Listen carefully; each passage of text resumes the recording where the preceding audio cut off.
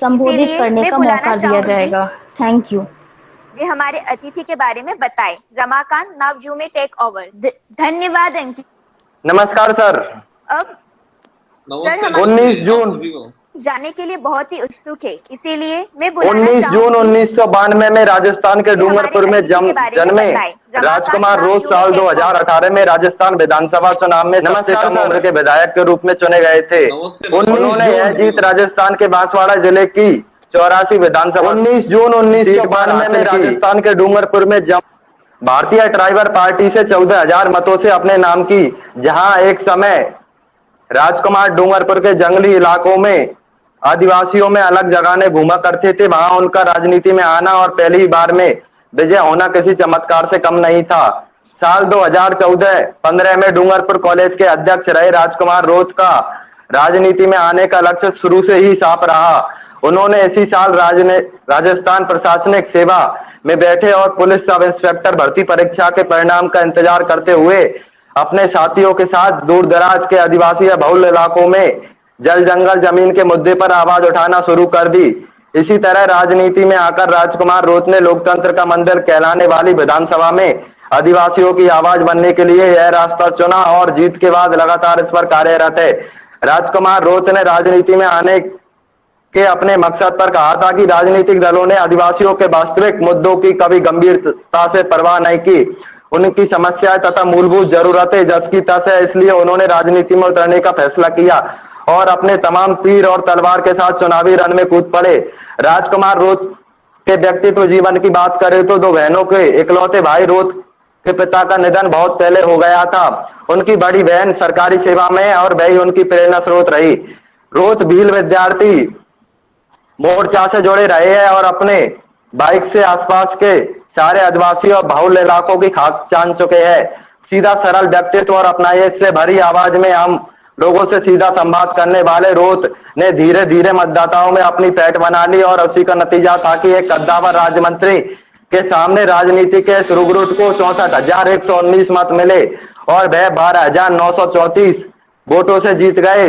इस दिलचस्प जीत में विधायक बनने के बाद उनके लिए अपनी सरकारी और करियर से ज्यादा महत्वपूर्ण विधानसभा में लाखों लाख आदिवासियों की आवाज बनना और ऐसी आवाज बनना जिसकी अनदेखी नहीं की जा सके सबसे बड़ा लक्ष्य रहा। अब डिजिटल बाल मेला के मंच पर बच्चों को इसी आवाज को उठाने और देश भर के सामने लाने का हौसला देने के लिए राजकुमार रोज बच्चों से संवाद करेंगे, जिसमें वो बच्चों को राजनीति में जोश या होश का सबसे जरूरी अध्याय पढ़ाएंगे। धन्यवाद सर।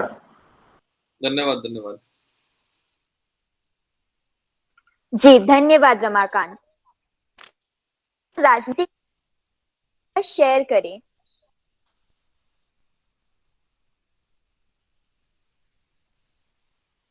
आप हमें सुन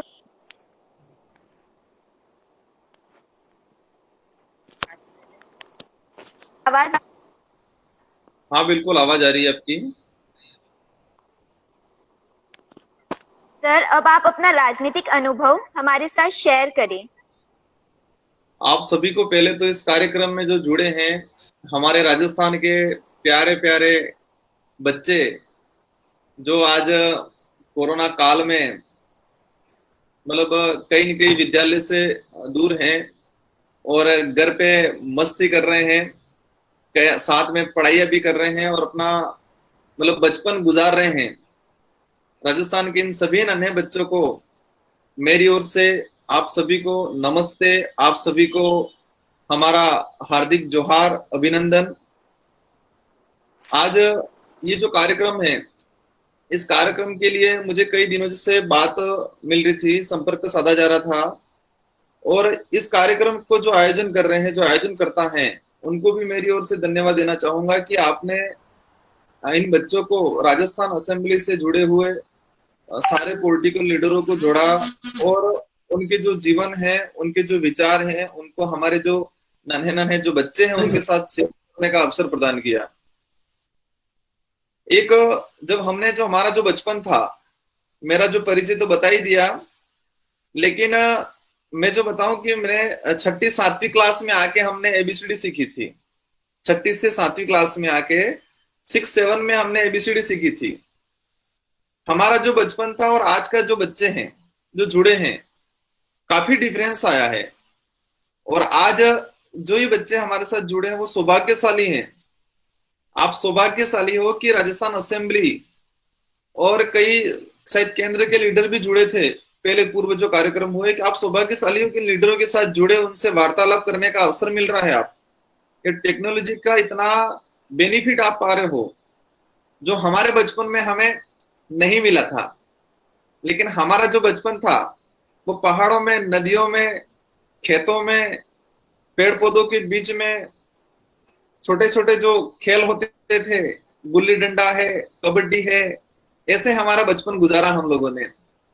और आज आप जो हो, हम लोगों से सीधी वार्तालाप कर रहे हो।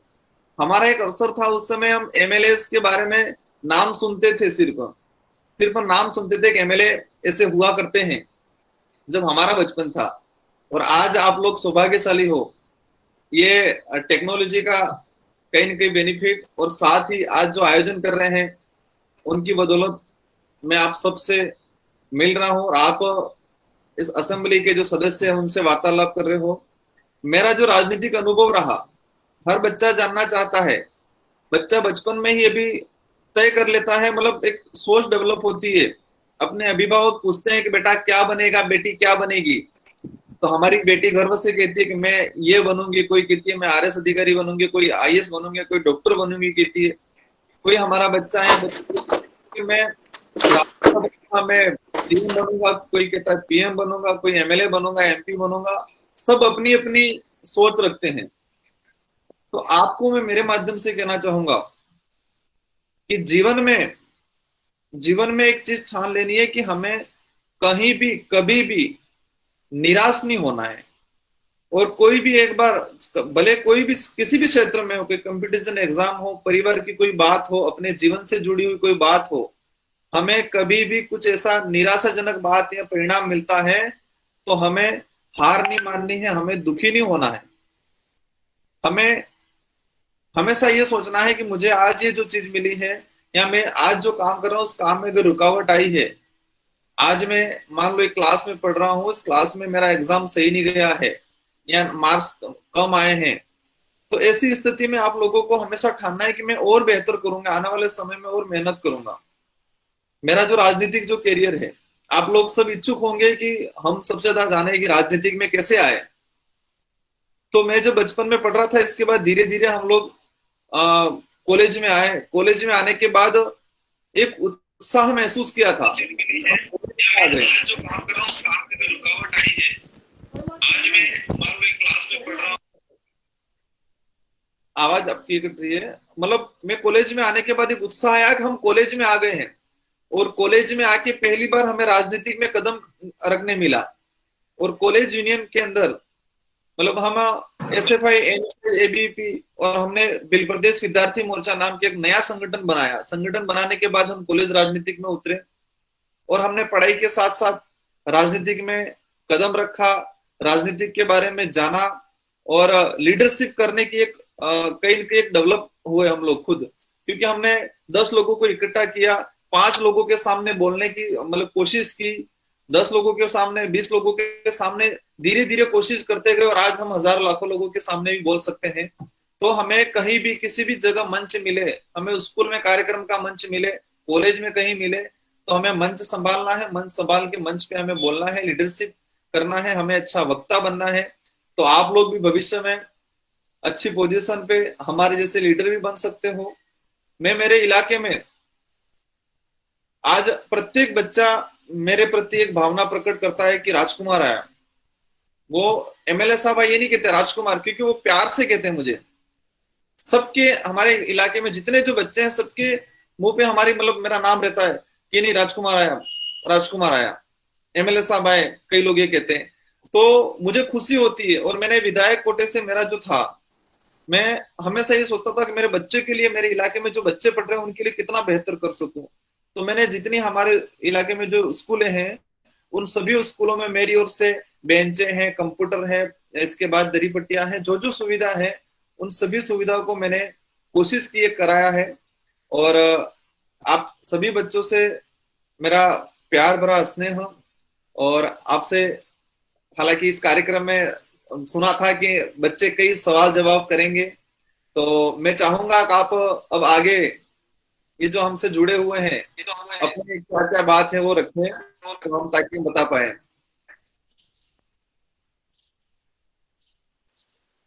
जी सर, आपका बहुत बहुत धन्यवाद। सर, हमारे सभी साथी आपसे अपने सवाल पूछने के लिए बहुत ही उत्सुक थे, लेकिन लेकिन अप, लेकिन अपने सवालों का सिलसिला शुरू करने से पहले फ्रेंड से रिक्वेस्ट करूंगी कि जब हमारे साथी या हमारे फ्रेंड्स या हमारे गेस्ट बोल रहे होंगे तब हम बीच में नहीं बोलेंगे। हम सब एक ही क्वेश्चन पूछेंगे और जब हमारी टर्न आएगी तभी हम क्वेश्चन पूछेंगे। तो आइए अपने सवालों का सिलसिला शुरू करते हैं। तो अपना पहला सवाल पूछेंगे गोपाल सेवक।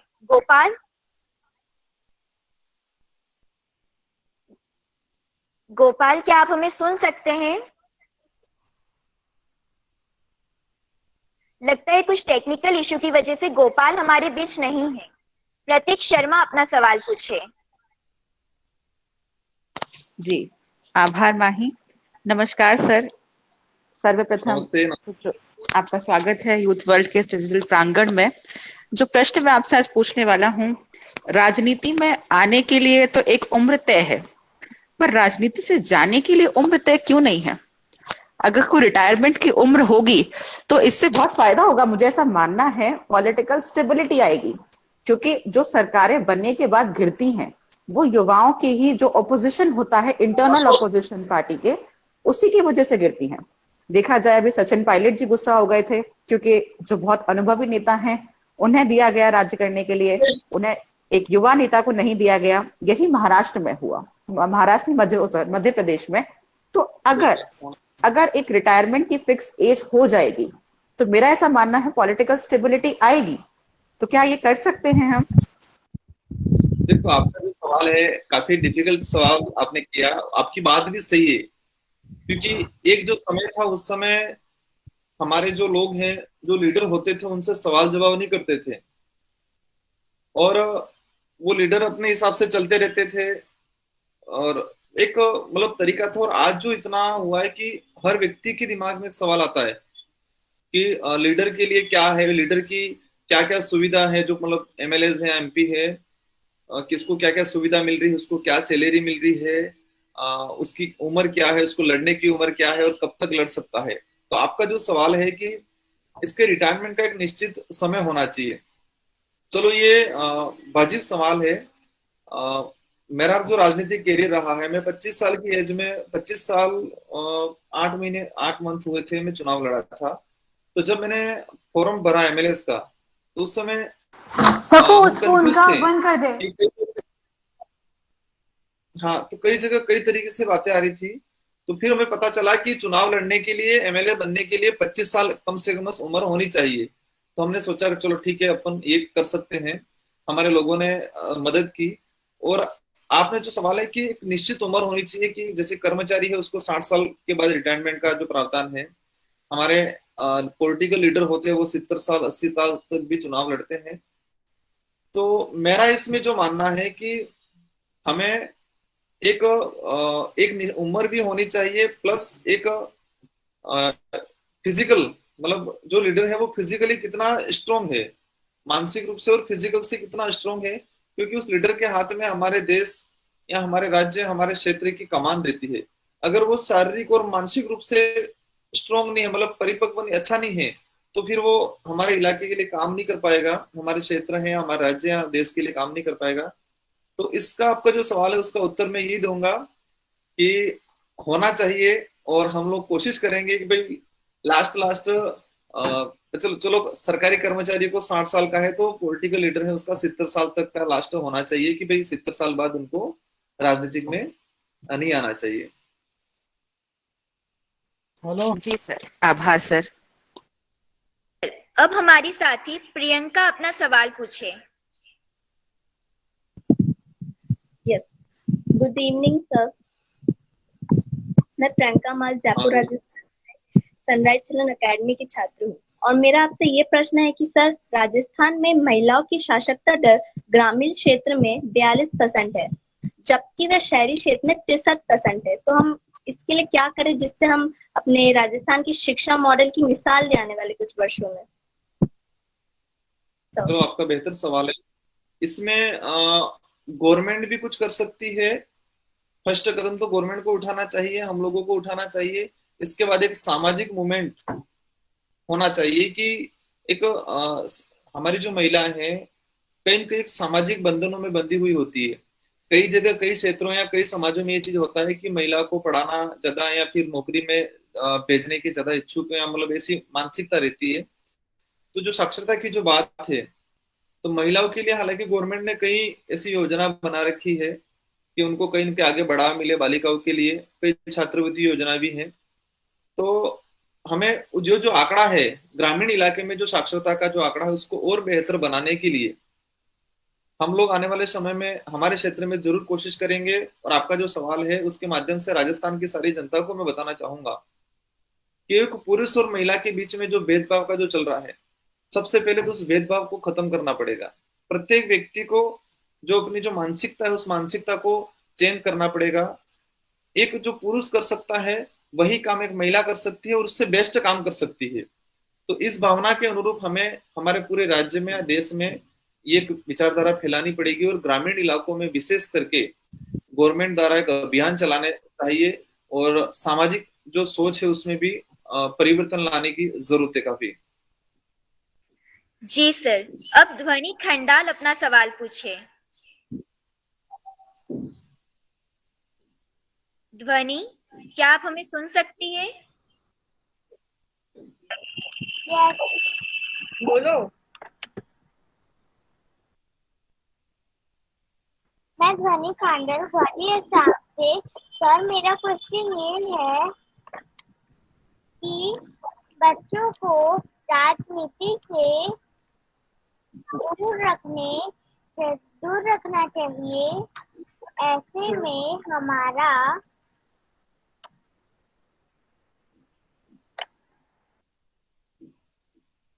हाँ बेटा, ये आपने जो कहा कि मतलब आपने कहीं कहीं सुना होगा या फिर कहीं कहीं पढ़ा होगा कि बच्चों को राजनीतिक से दूर रखना चाहिए।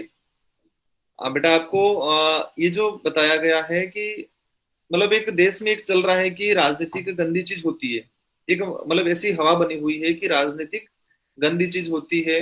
अच्छे लोगों को या फिर बच्चों को इससे दूर रहना चाहिए। इसके बारे में ज्यादा जानकारी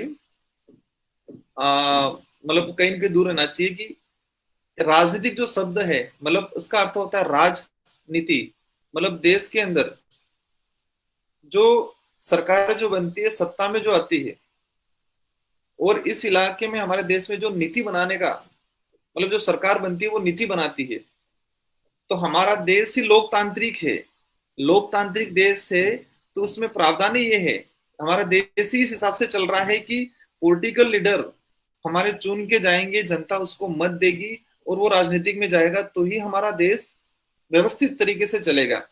और हमारी आने वाली पीढ़ी को या फिर हमारे इलाके में ये माहौल क्रिएट करेंगे कि राजनीतिक गंदी चीज है, ऐसा होगा तो फिर अच्छे लोग जा नहीं पाएंगे। और प्रत्येक, मैं तो ये कहूंगा आपका जो सवाल है उसके माध्यम से कि सभी बच्चों को राजनीति के बारे में कहीं की जो राजनीतिक जो है कि हमारे देश की व्यवस्था कैसी है, क्या है, कौन कौन सी पार्टियां है, उसको एमएलए कैसे बनते हैं, सांसद कैसे बनते हैं, इनके बारे में जानकारी रखनी चाहिए। आप लोगों को राजनीतिक से दूर रखने की जो बात है उसमें मैं मेरी ओर से सहमत नहीं हूँ। बच्चों को और भी इंटरेस्ट होना चाहिए और इसके बारे में जानना चाहिए। जी सर, ऐसे में हमारे के बारे में क्या कहना चाहेंगे? प्लीज एक ही क्वेश्चन पूछे। अब काव्य गादिया अपना सवाल पूछे। नमस्कार सर, मेरा नाम काव्य गादिया है। सर, मैं भी बड़ा होकर राजनीति में उतरना चाहता हूँ। सर, मेरा आपसे यह क्वेश्चन है कि आजकल देखा जाता है कि युवा लोग जोश में काम लेते हैं, होश से नहीं। तो राजनीति में ये बात कहाँ तक सही है? देखो, आपने जो पहले बताया कि मैं भी एक बच्चा हूँ अभी और बड़ा बन के राजनीतिक में आना चाहता हूँ, मतलब आपके अंदर अभी से जोश जुनून पनप रहा है। तो आपका जो बताया कि राजनीतिक में युवा लोग जोश से, मतलब होश में, ऐसा कुछ बताया आपने, आवाज थोड़ी कट रही थी। तो युवा जो ब्लड है, आ, ऐसा नहीं है कि जो बुजुर्ग लोग हैं काम नहीं कर सकते, बुजुर्गों के पास तजुर्बा बहुत होता है, उनको अनुभव काफी होता है। लेकिन राजनीतिक में या कहीं किसी भी जगह सबका अनुपात होना चाहिए। युवा भी होने चाहिए, हमारे जो अनुभवी लोग हैं, जो बड़े बुजुर्ग हैं, वो भी होने चाहिए, सब लोग होने चाहिए।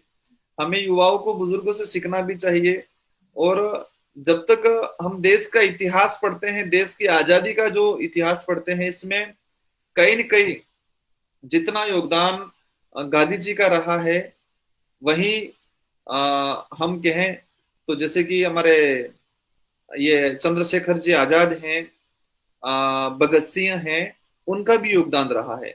तो मतलब वो भी एक युवा ब्लड थे और उन्होंने कहीं न कहीं अच्छा काम किया। तो राजनीतिक में भी युवा आएंगे आगे तो कहीं न कहीं अच्छा इस क्षेत्र को, हमारे राज्य को और हमारे, उनका भविष्य बेस्ट होगा। आपका जो है कि युवा ऐसा कहीं कोई काम नहीं करेंगे कि हमारे देश या हमारे राज्य को कहीं न कहीं मतलब चोट पहुंचे या कहीं की हानि हो, ऐसा युवा काम नहीं करेगा। क्योंकि युवा जो ब्लड होगा वो हमेशा देश हित में, राज हित में ही सोचेगा। इसलिए युवाओं को आना चाहिए आगे और राजनीतिक में कदम रखना चाहिए और अपने देश और अपने राज्य की जो व्यवस्था है उसमें भागीदार बनना चाहिए। जी सर। अब निशा प्रजापत अपना सवाल पूछे। निशा, क्या आप हमें सुन सकती है? निशा प्रजापत।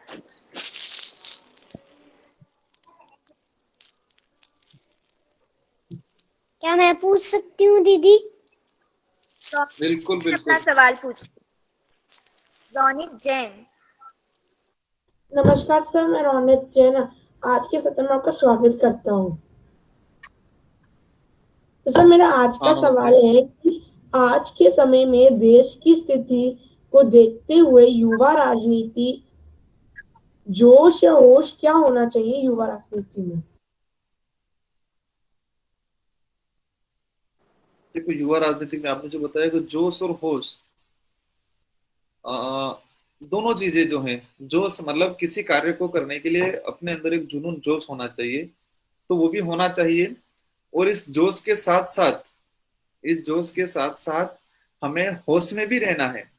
क्योंकि जोश में ये कहा, जैसे कि मैं आज बताऊं, मैं एक विधायक हूं और कहीं न कहीं युवा हूं, तो मेरे अंदर एक जोश जुनून है। और जोश जुनून के साथ साथ मतलब मैं होश में भी, मतलब रहता है कि मैं होश में रहूं कि मेरी तरफ से ऐसा कोई कमेंट नहीं हो जाए या मेरी तरफ से ऐसा कार्य नहीं हो जाए जो हमारे राज्य, हमारे क्षेत्र के लिए नुकसानदायक हो। कहते कहते हैं कि जो होश में आके मतलब जोश में आके होश खो बैठना, तो ऐसा कार्य भी नहीं करना चाहिए। और आज का जो युवा पढ़ा लिखा वर्ग है वो सब चीज समझता है और जोश जुनून के साथ कार्य करता है और इतना जल्दी होश में आके गलत काम कभी नहीं करेगा। तो आपका जो सवाल है कि होश में, जोश में आके होश नहीं खोना है, तो वो नहीं खोएंगे, पक्का नहीं खोएंगे। जी सर। अब नव्या रानी अपना सवाल पूछे। नव्या। तनिषा जैन अपना सवाल पूछे। नमस्ते सर, मेरा नाम तनिषा जैन है। मैं राजस्थान के जयपुर नमस्ते। जिले से हूँ। राजस्थान के जयपुर जिले से हूँ। Thank you. और सबसे पहले मैं आपको स्वागत करना चाहूंगी कि आप अपना कीमती समय हमारे साथ व्यस्त कर रहे हैं सर। तो मेरा यह प्रश्न है कि धन्यवाद धन्यवाद। दुनिया में भेदभाव बहुत, हमारे जो नेशन है उसमें भेदभाव हो रहा है सर जी, आरक्षण फैल रहा है सर, जो कि सर मैं ये कहना चाहूंगी, अगर कि मैं आपके पद में होती तो मैं सबसे पहले आरक्षण को खत्म करती, जिससे कि उसमें क्या होता है कि जो नीची जाति वाले होते हैं उनके 40% में ही उन्हें पास कर दिया जाता है, और जो 90%, 90% ऐसे कुछ मार्क्स लाते हैं उन्हें फेल कर दिया जाता है सर। जैसे कि टीचर, अगर टीचर 40% मार्क्स लाएगी तो उन्हें पास कर दिया जाएगा। तो सर आप इस बारे में क्या कहना चाहेंगे? आपने जो बताया बेटा कि हाँ हाँ बिल्कुल बिल्कुल, आपने जो कहा कि अगर मैं आपकी जगह होती या पॉलिटिकल में आती तो आरक्षण खत्म करती। जैसे कि आपने अपने परिवार में, आसपास के वातावरण में ये महसूस किया, आपने महसूस किया क्योंकि आपने तभी तक कोई कंपटीशन एग्जाम दिया नहीं, और ऐसा कोई आपने खुद ने स्वयं फेस नहीं किया कि मेरे साथ ऐसा हुआ वैसा हुआ। आपका आसपास का जो वातावरण है, उस वातावरण में आपको ये बातें मिली। तो इस बारे में मैं जो कहना चाहूंगा कि आरक्षण क्या चीज है, आरक्षण की व्यवस्था देश में क्यों हुई, आरक्षण की जरूरत क्यों पड़ी और आज भी जरूरत क्यों है। तो आपको जो मैं कहना चाह रहा हूं कि आज मेरे विधानसभा क्षेत्र से एक भी बच्चा यहां नहीं जुड़ा है। मेरे विधानसभा क्षेत्र से एक भी बच्चा, आवाज आ रही है मेरी? Yes sir. सर आपकी आवाज आ रही है। हाँ, तो जैसे कि इस कार्यक्रम में मेरे विधानसभा क्षेत्र से लगभग एक भी बच्चा नहीं जुड़ा हो पाएगा, क्योंकि मेरे विधानसभा क्षेत्र में 92% एसटी है, मतलब आदिवासी है। अभी जो कोरोना के समय में सरकार 2 साल से डिजिटल, मतलब एक मोबाइल के माध्यम से ऑनलाइन क्लासें बच्चों को पढ़ा रही है। आज शहर का जो बच्चा है वो ऑनलाइन पढ़ रहा है, उसको इतना इफेक्ट नहीं हुआ, लेकिन हमारे जो गांव में रहने वाला बच्चा, जिसके पास उसके घर में कहीं फोन नहीं है, उसको पता ही नहीं कि इंटरनेट कैसे कैसे चलता है, क्या है, उसको कुछ पता नहीं है। वही चीज है, इसीलिए जरूरत है आरक्षण की कि जिस इलाके में, जिस समाज में आज भी बहुत पिछड़ा समाज है, जो उनको आज भी मूलभूत सुविधा नहीं मिल पा रही है। आज मार्केट का बच्चा या उच्च वर्ग का बच्चा बचपन से ही इंटरनेट पे या मैकबुक या कंप्यूटर पे पढ़ाई करता है, और गांव के बच्चे और या एसटी एससी या जो आरक्षित वर्ग है उनके बच्चे आज भी किताबों के लिए और मूलभूत सुविधाओं के लिए, अपने कपड़े के लिए, अपने चप्पलों के लिए आज भी कहीं न कहीं तरसते हैं। ये स्थिति है, इसलिए आरक्षण इसलिए व्यवस्था की गई है कि इस देश में रहने वाला प्रत्येक समाज इस देश की हर प्रत्येक चीज में अपनी भागीदारी निभाए। क्योंकि हम आरक्षण चीज खत्म कर देंगे तो गाँव में रहने वाला जो बिल्कुल पिछड़ी जाति का व्यक्ति बच्चा है वो कभी आगे नहीं आ पाएगा। तो हमारे देश में भी 2 बंटवारे हो जाएंगे, एक तो उच्च वर्ग जो आर्थिक रूप से, शारीरिक रूप से, मानसिक रूप से डेवलप हो जाएगा, और एक जो समाज जो गरीब है वो बिल्कुल गरीब ही होता जाएगा, मतलब अमीर है वो अमीर ही होता जाएगा, गरीब है वो गरीब ही होता जाएगा। आरक्षण अगर खत्म हो गया तो ये बहुत बड़ी खाई हो जाएगी हमारे देश में। आरक्षण इसलिए जरूरी है कि हमारे देश में रहने वाला प्रत्येक व्यक्ति एक समांतर आ जाए। आपका जो कहना था कि एक जो बच्चा जो अच्छे नंबर ला रहा है और उसको साइड किया जाता है, और जो थोड़ा कम नंबर ला रहा है इसको आगे लाया जाता है। तो इस देश में जो आरक्षण की व्यवस्था है कि प्रत्येक वर्ग को अपने अपने एक हिस्सा बांट दिया गया है। एसटी को इतना, तो एसटी का बच्चा है उसके लिए रिजर्व रखा गया है कि आपको इतने सीट तो मिलेगी सी। तो बेचारा जो गरीब घर का लड़का है जिसको भौतिक सुविधा नहीं मिली है, वो कहीं न कहीं एक अपनी जो विचारधारा है, अपने मतलब जो हमारा देश का जो समांतर चलने की जो भावना है उसमें आ जाएगा। और आरक्षण जैसी चीज खत्म हो जाएगी तो इस देश में काफी अराजकता फैल जाएगी, और जो गरीब है वो गरीब ही हो जाएगा, अमीर है वो अमीर ही हो जाएगा। बेटा आपसे जो कहना चाहूंगा, प्रतिभा जो है, आप जो पढ़ रहे हो या आप जो अध्ययन कर रहे हो, तो आपको कोई नहीं हरा सकता, आपको कोई नहीं हरा सकता। आरक्षण भी आपको कहीं आड़े नहीं आएगा। तो आपको मैं एक चीज कहना चाहूंगा कि अपने दिमाग से निकाल देना है कि आरक्षण की वजह से हमारा देश में कुछ गलत हो रहा है, या आरक्षण की वजह से जो क्वालिटी का जो व्यक्ति है वो कहीं न कहीं पीछे हट रहा है, ऐसा कभी नहीं होगा। इसलिए आपका जो सवाल था, तो मैं आपका जो सवाल है उसका सम्मान भी करता हूं, लेकिन हमें हमारा जो पिछड़ी जाति का जो भाई है उसको अंगुली पकड़ के ही हमें साथ ले जाना है। हम देश की बात करते हैं, भारत देश की, और हम इस देश को डेवलप और विश्व में नाम कराना चाह रहे हैं। हमारा जो देश है उसको विश्व में प्रसिद्ध हो या विश्व में विकसित देश बन जाए, वो चाहते हैं। तो अगर विकसित देश तभी बनेगा हमारा देश, पूरे विश्व में विकसित तभी कहलाएगा, सर्वश्रेष्ठ तभी कहलाएगा कि हमारे देश के अंदर रहने वाला प्रत्येक व्यक्ति, हमारे देश के अंदर रहने वाला प्रत्येक व्यक्ति विकसित होगा, प्रत्येक व्यक्ति को मूलभूत सुविधा मिल जाएगी, प्रत्येक व्यक्ति हर तरफ से सक्षम हो जाएगा, तभी हमारे देश का नाम विश्व में होगा। इसलिए हमें आरक्षण व्यवस्था बनाए रखना जरूरी है। धन्यवाद। जी सर, थैंक यू। अब आपसे क्वेश्चन पूछेगी हमारी डिजिटल बाल मेला की आन बान और शान जानवी शर्मा। जानवी अपना सवाल पूछे। धन्यवाद माही। नमस्कार सर, मैं राजस्थान के जयपुर जिले से जानवी शर्मा। मेरा सवाल है कि आप जब समझ गए हैं कि आपके क्षेत्र में बच्चे ऑनलाइन दुनिया से नहीं जुड़ पा रहे हैं, यहाँ तक कि अपनी स्कूल की क्लासेस भी नहीं ले पा रहे हैं, तो आपने इन दिनों अपने स्तर पे उसके लिए क्या प्रयास किए सर? देखो, हम लोगों ने जो प्रयास किए कि जैसे कि गवर्नमेंट ने तो कह दिया कि आपको ऑनलाइन पढ़ाना है। इसके बाद गवर्नमेंट ने उस चीज को भी ध्यान में रखा कि ग्रामीण इलाकों में फोन नहीं है, एंड्रॉइड फोन नहीं है या कंप्यूटर नहीं है। तो गवर्नमेंट ने एक पॉलिसी भी ये भी बनाई कि जितने जो टीचर्स हैं वो टीचर्स डोर टू डोर जाए, मतलब गांवों में जाके, पहाड़ियों में जाके, बच्चों के घरों में जाके उनको होमवर्क दे। तो हमने उस फॉर्मूले पे ज्यादा काम किया, और जो हमारे जो अध्यापक थे, गवर्नमेंट जो टीचर थे, उनको मोटिवेशन किया हमने कि आपको गांवों में जाके, घरों में जाके, बच्चों को बुला के, खेत में बुला के, पहाड़ी पे बुला के, उस पेड़ के नीचे बुला के बच्चों को होमवर्क देना है, और हर दूसरे तीसरे दिन उसको चेक करना है कि बच्चा पढ़ रहा है कि नहीं पढ़ रहा है। काफी कठिनाई आई, लेकिन बच्चे जुड़े वापस इस चीज से, और बच्चों को लगा कि पहले हम स्कूल जाते थे पढ़ना, और अब लग रहा है कि हमारे टीचर जो हैं वो हमारे घर में आ रहे हैं, हमारे पहाड़ों में आ रहे हैं। ऐसा उनको भी कहीं न एक प्रेम भावना वापस झलकी। और इसके अलावा भी जो हमारे जो ग्रेजुएट जो बच्चे थे, हमारी तरफ से उन सबसे गुजारिश की गई कि जो ग्रेजुएट बच्चे हैं वो बच्चे अपने परिवार में, अपने गांव में जो छोटे बच्चे हैं उन बच्चों को भी पढ़ाए जाए, होमवर्क दे, और उनको बेसिक जो चीजें हैं वो सिखाए। हम लोगों ने काफी कोशिश की और लगभग थोड़ी बहुत सफलता मिली। जितना ऑनलाइन माध्यम से जो बच्चा जुड़ा और जो अध्ययन कर रहा है, इतनी सफलता तो आज नहीं मिल पाई, लेकिन थोड़ी बहुत तो सफलता हमें मिली। धन्यवाद सर।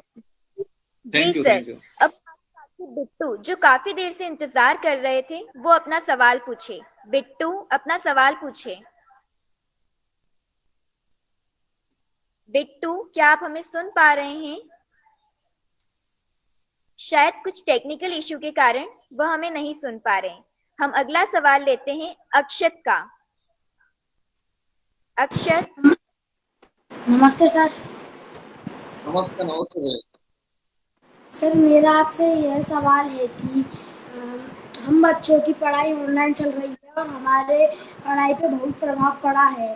तो कई क्षेत्र ऐसे हैं कि वहाँ पे बच्चों के पास कहीं तो मोबाइल नहीं है या फिर इंटरनेट की प्रॉब्लम है। सरकार उसके लिए क्या कर रही है? देखो, सरकार तो चाह रही है कि जल्दी से जल्दी स्कूलें खुल जाए, जल्दी से जल्दी स्कूलें खुल जाए, और हमारे अक्षत भाई जैसे सारे बच्चे मर्दगश्ती करते हुए स्कूल में बैग लेके आ जाए। सरकार तो ये चाह रही है, लेकिन दूसरी तरफ तो विशेषज्ञों ने इस कोरोना जो बीमारी आई है उसके लिए पहले चेतावनी दे दी कि आने वाली जो थर्ड लहर है वो बच्चों के बीच में आएगी।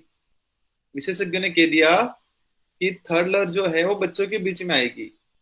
तो गवर्नमेंट रिस्क नहीं लेना चाहती और हम भी रिस्क नहीं लेना चाहते, कि विशेषज्ञों ने पहले ही चेतावनी दे दी है कि थर्ड लहर बच्चों के बीच में आई और हम स्कूल खोल देंगे तो कहीं न कहीं अगर बाई चांस थर्ड लहर आती है और हमारे बच्चों को अगर नुकसान पहुंचाती है तो हमारे देश के लिए मतलब बहुत घातक चीज हो जाएगी। क्योंकि आप जो लोग हो हमारे देश का भविष्य हो, आपसे तय होगा कि इंडिया कैसा होगा। इसलिए जल्द कोशिश रहेगी कि धीरे धीरे स्कूलें खोली जाएगी। लेकिन ये थर्ड लहर का क्या है, ये कुछ विशेषज्ञ हमारे जो मेडिकल की जो टीमें हैं इस देश में वही बता पाएगी कि इसको कैसे कैसे कंट्रोल करना है। और बेटा, आपके लिए सबके लिए वैक्सीन गवर्नमेंट तैयार कर रही है। आपको बहुत जल्दी वैक्सीनें लगेगी और आप सबको बहुत जल्दी, आप पहले एक भावना रहती थी बच्चों में, मैं भी आपकी उम्र में था और आप में भी होता था, स्कूल जाना मतलब थोड़ा बोझिंग लगता था, यार मैं कैसे जाऊं, क्या है। हाँ, लेकिन आज आपने 2 साल निकाल दिए घर पे, तो आप आज हो रहा है कि मुझे तो स्कूल जाना है कैसे भी करके। तो आपको चिंता मत करो, बहुत जल्द स्कूल के दरवाजे दिखाएंगे गवर्नमेंट। धन्यवाद सर। कोरोना की थर्ड से बच्चों की पढ़ाई पे आगे भी प्रभाव पड़ेगा? अक्षत, अपने आप को म्यूट करें। लक्ष्य सेठिया अपना सवाल पूछे। नमस्ते सर, मेरा नाम लक्ष्य सेठिया, मैं गुवाहाटी आसाम से हूँ। मेरा आपसे ये प्रश्न है कि अभी भी बच्चों को बहला फुसलाकर उन्हें अगवा करते हैं, उन्हें बेच देते हैं। ये सरकार इसमें काम भी करती है पर बहुत जन बच जाते हैं। तो इसमें सरकार को क्या करनी पड़ेगी इस सब को रोकने के लिए? बेटा आपका जो सवाल है कि सही बात है, आपने जो या तो आसपास आपके इलाके में फेस किया होगा, और ये जो चीज आपने जो बताई बेटा, मतलब मुझे कहीं ना कहीं काफी इमोशनल कर गई ये चीज, क्योंकि हमने हमारे इलाके में काफी फेस किया है। मैंने पिछली विधानसभा सत्र में मतलब उठाया था ये बात कि हमारा घाटोल जो इलाका है, मैं बांसवाड़ा डिस्ट्रिक्ट में घाटोल इलाका है, वहां बच्चों को जो गडरिये होते हैं, गुजरात और मध्य प्रदेश के जो लोग जो कारखाने वाले होते हैं, वो बच्चों को वहां से गिरवी में ले जाते हैं कि एक बच्चे को हम 1 साल के लिए रखेंगे और उसको एक साल के अंदर उसको 20,000 रुपए देंगे, ऐसे करके उसको गिरवी के तौर में, या फिर उनके अभिभावक वहां रख के आते हैं क्योंकि ऐसी आर्थिक स्थिति बनी हुई है वहां। तो इस तरह से जो बच्चों के साथ हो रहा है, तो उसके लिए सरकार ने हालांकि काफी पहल की है, और हमारे ये जो समस्या है उसका समाधान एक ही हो सकता है कि हम सबको, हमारे अभिभावकों को जागरूक बनना पड़ेगा, और हमें हमारे जो माता पिता है उसको सक्षम बनाना पड़ेगा। हमारे देश की जो अर्थव्यवस्था है, विशेषकर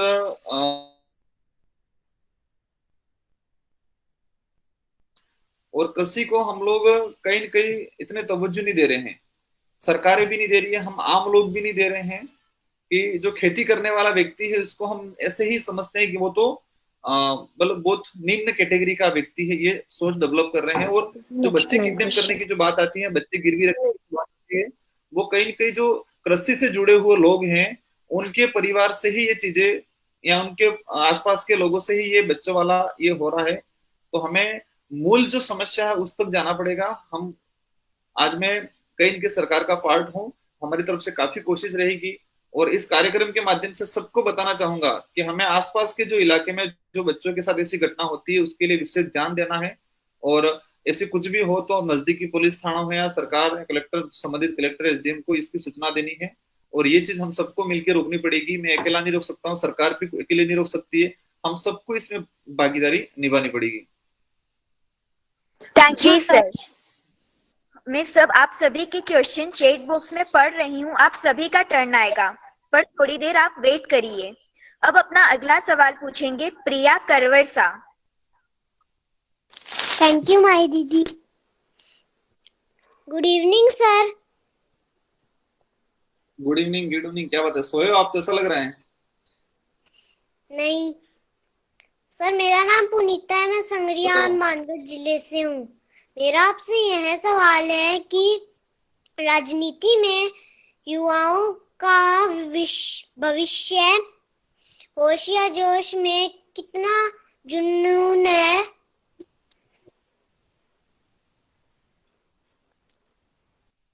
बेटा आपका जो सवाल है कि राजनीति में युवाओं का होश या जोश में कितना जुनून है, तो जुनून तो काफी है, और काफी जुनून है, और वो कहीं न कहीं हमारे देश के लिए, हमारे राज्य के लिए, हमारे क्षेत्र के लिए, और हमारे समाज के लिए, और हमारे आने वाली पीढ़ी के लिए, मतलब आपका जो आप लोग हो, हमारा भविष्य हो, आपके लिए, आपके हित के लिए हमारे अंदर बहुत काफी जोश जुनून है, और जोश जुनून रहेगा। मैं ये भी कहूंगा आप भी युवा हो तो आपके अंदर भी काफी जोश जुनून होना चाहिए हमारे क्षेत्र, हमारे देश और हमारे समाज के लिए। जी सर। अब नेहा खुशहाल अपना सवाल पूछे। नेहा, क्या आप हमें सुन सकती है? शायद वो हमारे बीच नहीं है। Good evening, sir. My name is Kushal Jain and I am from Guwahati, Assam. My question is, देश को आगे बढ़ाने के लिए युवा पीढ़ी ज्यादा अच्छी से संभाल सकती है या फिर बुजुर्ग लोग? हमारे देश को आगे बढ़ाने के लिए, मतलब हमारे देश को देश क्या है, मतलब देश एक भारत जैसे कि नाम है, इसकी भूमि है और वो राज्यों में बटा हुआ है और इन सभी राज्यों में जिले जिले हैं, जिलों में लोग रहते हैं। तो देश को आगे बढ़ाना है, मतलब हमारे सारे लोगों को विकसित करना है, सक्षम बनाना है। आपका जो सवाल है कि इसमें युवा का ज्यादा योगदान हो सकता है या बुजुर्गों का, इसमें आपका काफी डिफिकल्ट सवाल पूछा है आपने। दोनों का योगदान जरूरी है। ओनली फॉर युवा युवा ही रहेंगे तो भी कहीं ना कहीं दिक्कत हो जाएगी और बुजुर्ग ही रहेंगे तो भी दिक्कत हो जाएगी। मेरा जो मानना है कि 70-30 का रेशो होना चाहिए। 70% यूथ मतलब 40 से अंडर और 30% जो 40-50 से ऊपर का होना चाहिए, क्योंकि युवा जितना समय दे पाता है, युवा जितना फील्ड में काम कर सकता है, युवा जितना समय निकाल सकता है और अध्ययन करें या फील्ड में काम करे और हर चीज मेहनत कर सकता है, वो एक युवा एज में हो सकती है। 50 साल के बाद वो ज्यादा मेहनत नहीं हो सकती है। इसलिए आपका जो सवाल है कि दोनों का योगदान बहुत जरूरी है। 70-30 का रेशो मेरे हिसाब से होना चाहिए। जी सर, अब हिमांशु पुनिया अपना सवाल पूछे।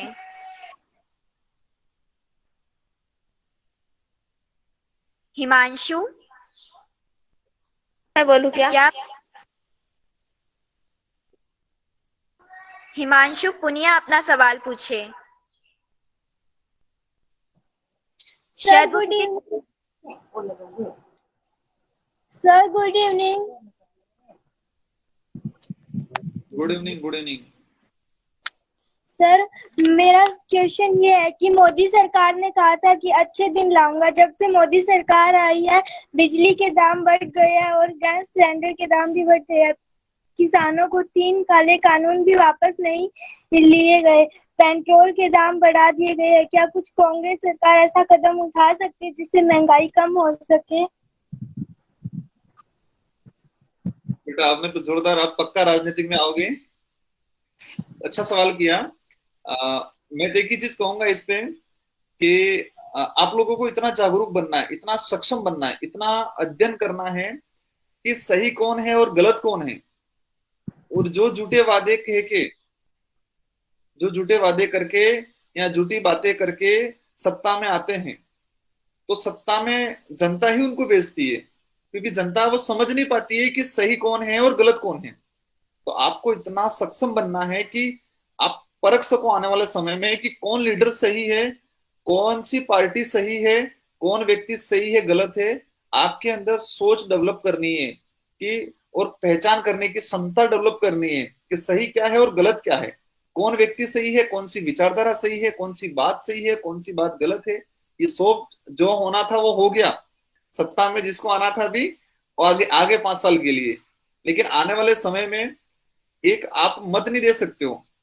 आप 18 साल होने के बाद आप वोटिंग करोगे, लेकिन आपका दायित्व बनता है कि आपके अभिभावक को कह सकोगे आप कि मम्मी पापा ये करना है, ये नहीं करना है, क्योंकि आप समझ चुके हो जो सत्ता में, जो कि मैं उस बात पे ज्यादा नहीं आऊंगा, लेकिन आपको सक्षम बनना है सही गलत का फैसला करने के लिए। आपका काफी अच्छा सवाल रहा।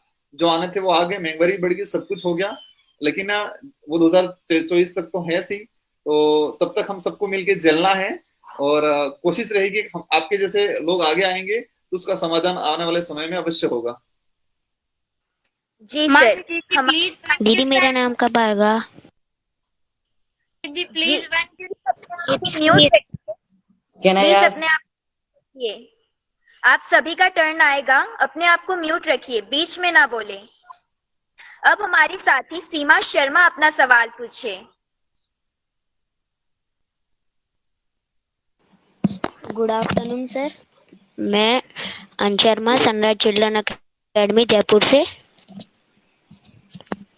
मेरा आपसे ये सवाल है कि सर, जैसे वो अनाथ आश्रम होते हैं बुजुर्ग के और बच्चों के, उन दोनों को एक कर दिया जाए तो बुजुर्गों को बच्चों का प्यार मिल जाएगा और जो बच्चे हैं उनको शिक्षा मिलेगी, संस्कार, गुण, और उनसे कुछ सीखने को मिलेगा। बेटा, काफी मतलब बहुत अच्छा सवाल किया आपने, मतलब बहुत अच्छी सवाल नहीं किया आपने, राय दी मुझे। और इस देश के और मतलब इससे जुड़े हुए जितने लोग हैं उन सबको आपने मतलब एक राय दे दी है, बहुत बड़ी राय दे दी है ये।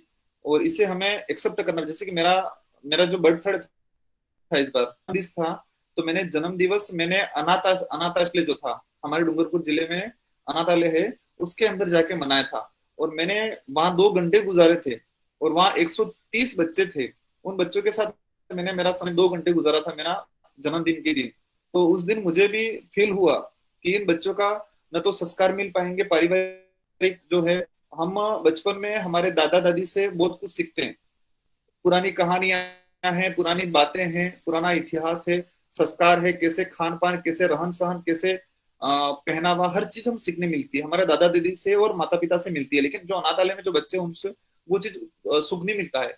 तो आपका जो कहना है कि वो बहुत अच्छी चीज है, उस चीज को हमें सबको ग्रहण करना होगा। और आने वाले समय में जो बुजुर्गों के लिए जो है और अनाथालय है उन दोनों को मिक्स करना पड़ेगा, ताकि जो बुजुर्ग व्यक्ति है उसके अंदर एक चीज रहती है कि वो बच्चों के साथ रहे।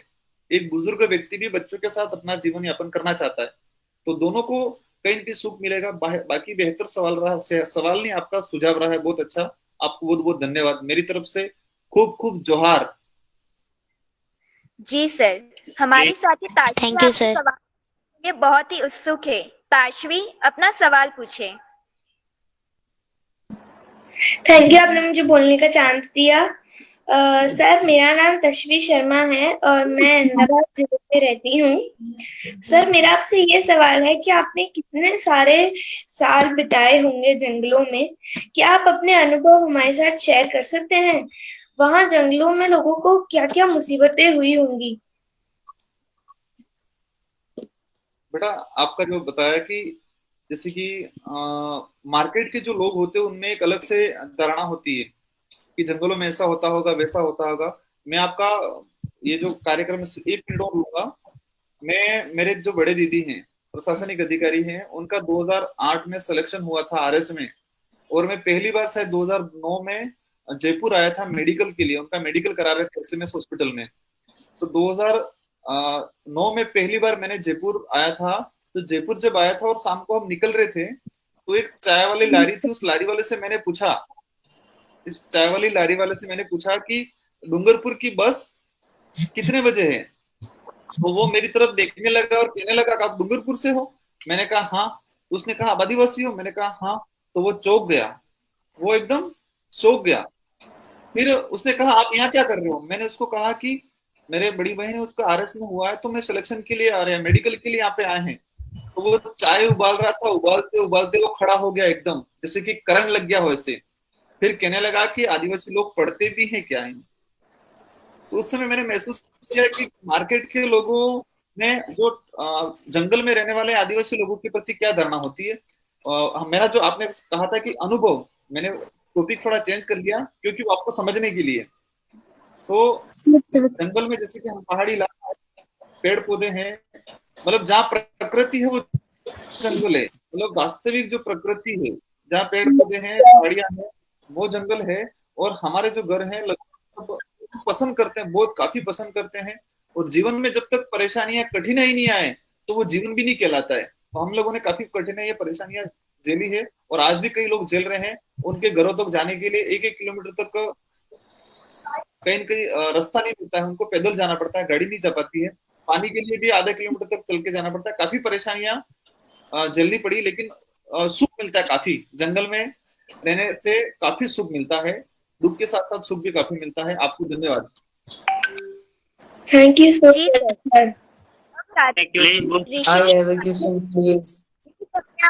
रखिए, आप सभी का टर्न लिया जाएगा। अब ऋषिकेश के नाम से जो हमारे साथ ज्वाइन हुई है वो अपना सवाल पूछे।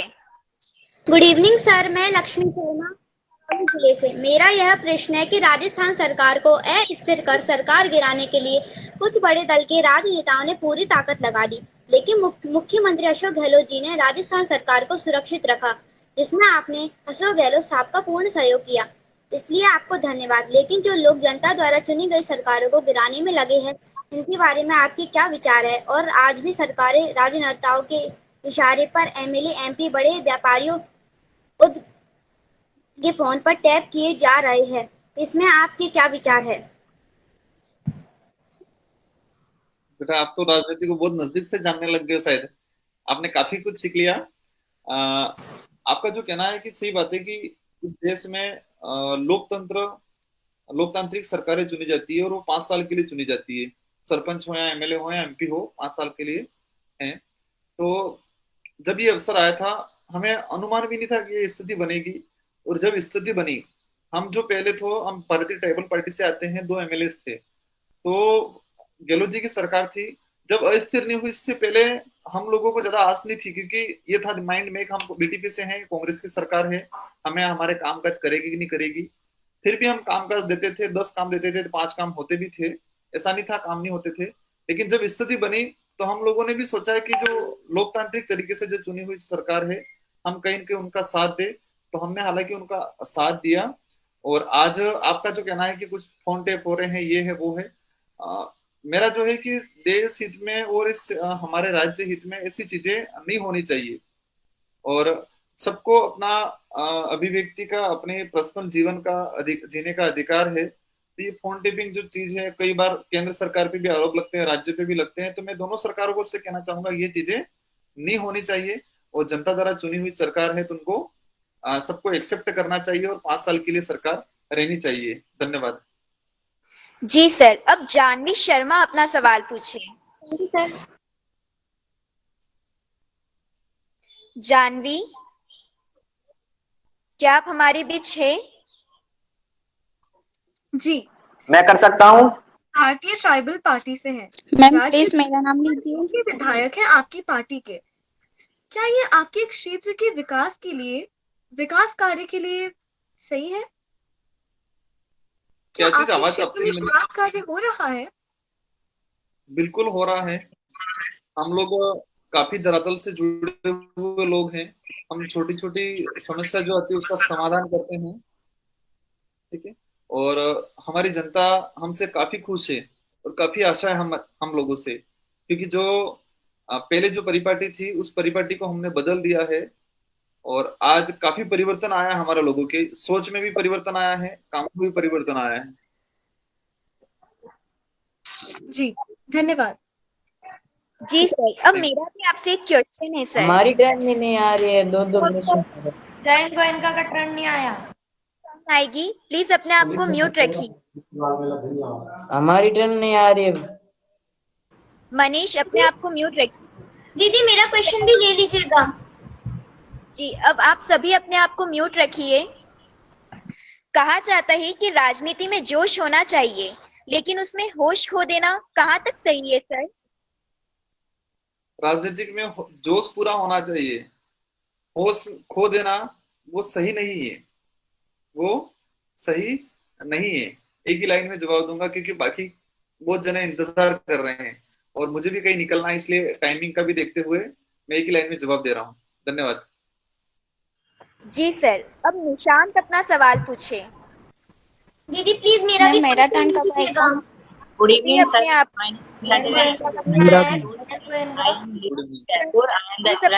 Children academy school of class 9। युवा पीढ़ी को देश की राजनीति में होश और जोश के साथ कैसे कार्य करना चाहिए? युवा पीढ़ी को इस देश की राजनीति में पहले तो समझना पड़ेगा कि राजनीतिक होती क्या है, और हम जिस पोस्ट पे हैं या जिस पदाधिकारी बने हुए किसी संगठन के, तो उसका दायित्व क्या है उसको समझना पड़ेगा।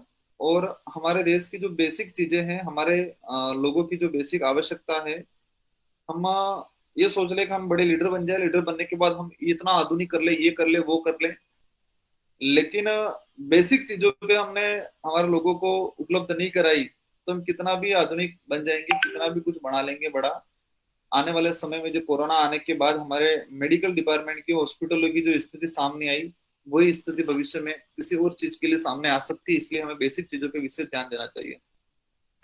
जी सर, आपको डिजिटल बाल मेला सीजन 2 बच्चों की सरकार कैसी होगा कंसेप्ट कैसा लगा? बहुत अच्छा लगा आपको, मुझे अच्छा लगा आप सबसे मिलके, और आप सबको बहुत बहुत धन्यवाद। काफी अच्छा लगा। आप सबको एक ही चीज कहना चाहूंगा कि आप सबको हमेशा मतलब दिमाग में सवाल पैदा करने चाहिए अपने माँ बाप से, अपने दोस्तों से, अपने आस पड़ोस वाले लोगों से, ताकि इससे बहुत कुछ सीखने मिलेगा। और आपको राजनीति के बारे में भी इंटरेस्टेड होना चाहिए। एक जो धारणा बनी हुई है कि बच्चों को राजनीति से दूर रहना चाहिए या राजनीतिक गंदी चीज होती है, ऐसा कुछ नहीं होता है। क्योंकि आप लोगों को भी भविष्य में इसी जगह कहीं न कहीं आना है। आप प्रशासनिक अधिकारी बनोगे तो भी कहीं न कहीं सरकार मतलब सरकार जो है उसके पक्ष में रहोगे, तो आप अच्छी सोच डेवलप नहीं करोगे राजनीति के बारे में, तो अच्छे लोग नहीं जा पाएंगे। तो कहीं न कहीं हमारे देश को काफी नुकसान हो जाएगा। अगर अच्छे लोग राजनीति में नहीं आए तो हमारे देश का भविष्य खत्म हो जाएगा। सब लोगों को मैं कह रहा हूँ जो अच्छा है एक माइंड से निकाल देना है। आप लोगों ने आज मेरे जो संवाद किया इसके बाद से दिमाग से निकाल देना है कि राजनीति गंदी होती है, वो निकाल देना है।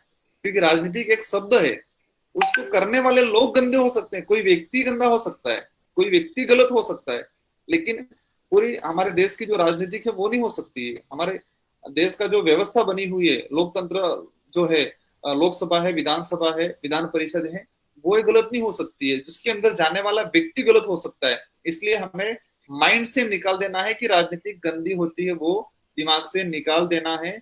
और आने वाले समय में आप सभी को कहीं राजनीति में आना, मैं कहता हूं कि आपको आना चाहिए, सबको आना चाहिए। जी सर, अब बारी है सर मेरा सवाल। ललिता अपने आप को म्यूटेड रखिए, प्लीज रखिए, टाइम हो चुका है।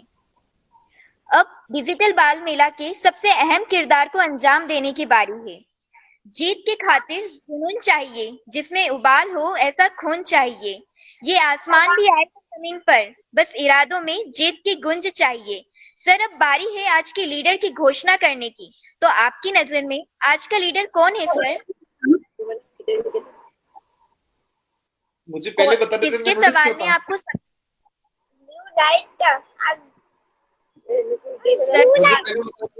मुझे पहले ही बता दिया होगा, तो नोटिस करता, मुझे जानकारी नहीं थी ये। एक तो मुझे ये अपने सोनम अख्तर जो है उन्होंने जो सवाल किए थे वो, और इसके बाद समीर शर्मा जो है, उन दोनों के सवाल बहुत अच्छे लगे मुझे और उन दोनों को बहुत बहुत धन्यवाद मेरी तरफ से। सोनम अख्तर और सोनम अख्तर जो है सर सवाल पूछा ही नहीं गया सर, मैंने क्वेश्चन पूछा ही नहीं, पर मैं क्वेश्चन पूछना चाहती हूँ। हाँ सोनम जी, आप पूछ लो।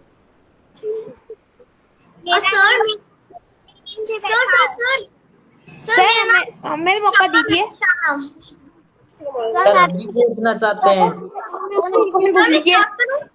मैं भी पूछना चाहता हूँ।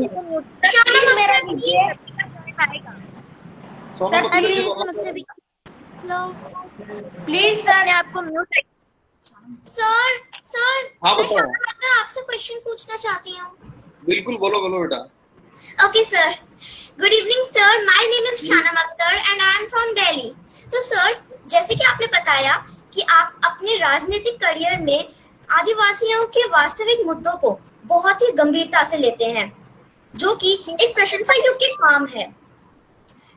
तो सर, मेरा आपसे एक क्वेश्चन है कि जेंडर इक्वालिटी और एजुकेशन को लेकर आप किस प्रकार आदिवासियों के मार्ग प्रदर्शन करते हैं ताकि उन्हें भी अपने अधिकारों की जानकारी हो।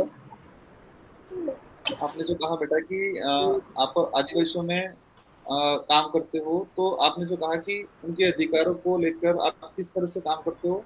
हम लोगों ने जैसे कि हमारा देश जो देश आजाद हुआ 1947 में, 1950 में एक संविधान लागू हुआ और उस संविधान में सभी कम्युनिटी के लिए और सभी क्षेत्र के लिए एक अधिकार मतलब हुए कि और एक कानून बना। तो हमारे आदिवासियों के लिए भी एक विशेष प्रावधान है और आदिवासियों के लिए विशेष कानून बने हुए हैं। उनके उद्यान के लिए जैसे कि 244 वन 5वीं अनुसूची जो कहते हैं, उनमें कहना है कि आदिवासियों के लिए विशेष अधिकार है।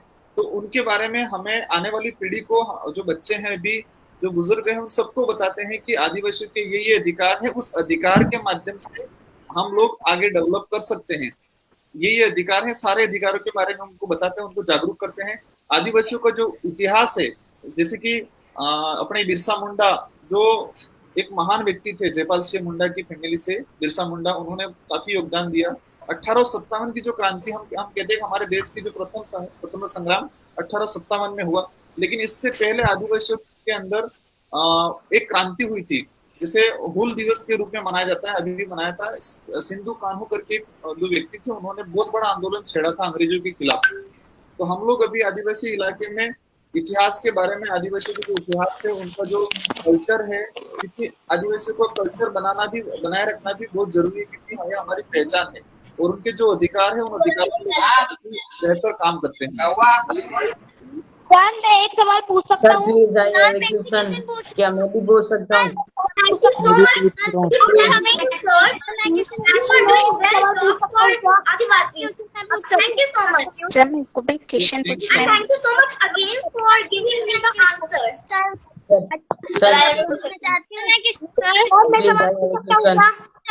क्या मैं भी पूछ सकता हूँ प्रश्न? Sir please I have a question. Gaurav Khatri और Manish, Sir, can I ask you a yes sir, मैं भी पूछना चाहता हूँ। आपके सबके सवाल में सर समझता हूँ। सर मैं मनीष ठाकर राजस्थान के नागौर जिले सर मैं मनीष ठाकर राजस्थान के नागौर जिले से हूँ।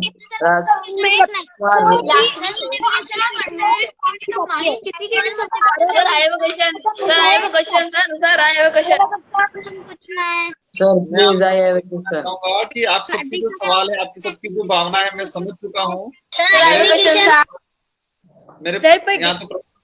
मेरे मेल पे मुझे ये डिजिटल बाल मेला का एक अहम किरदार है, इसीलिए सर प्लीज आज का लीडर की घोषणा कीजिए।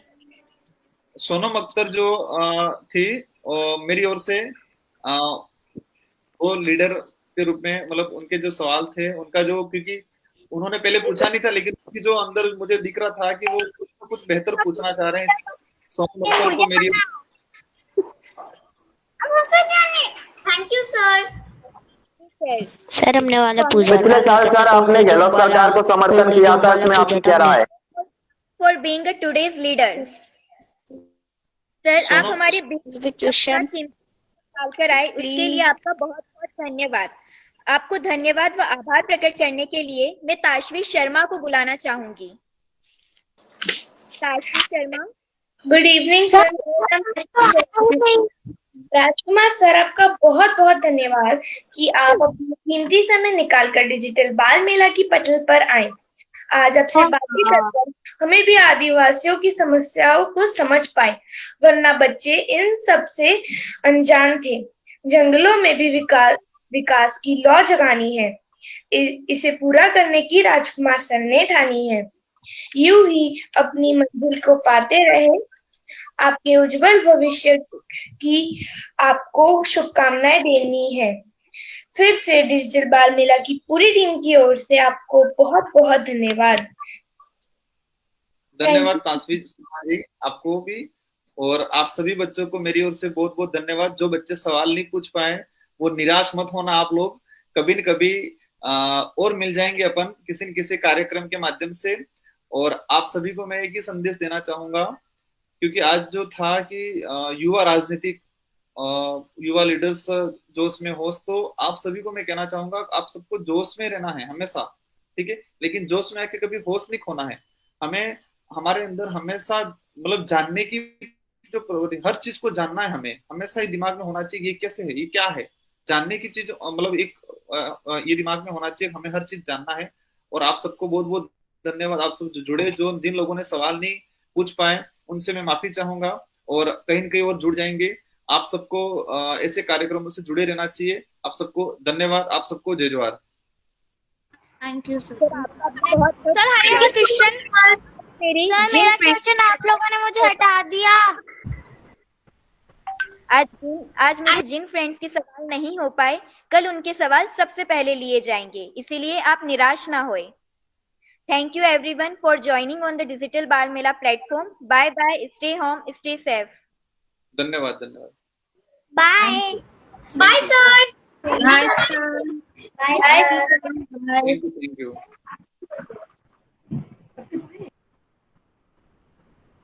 जानवी दीदी मेरी 2-3 दिन से माई दीदी, जानवी दीदी मेरी 2-3 दिन से टर्न नहीं आ रही है।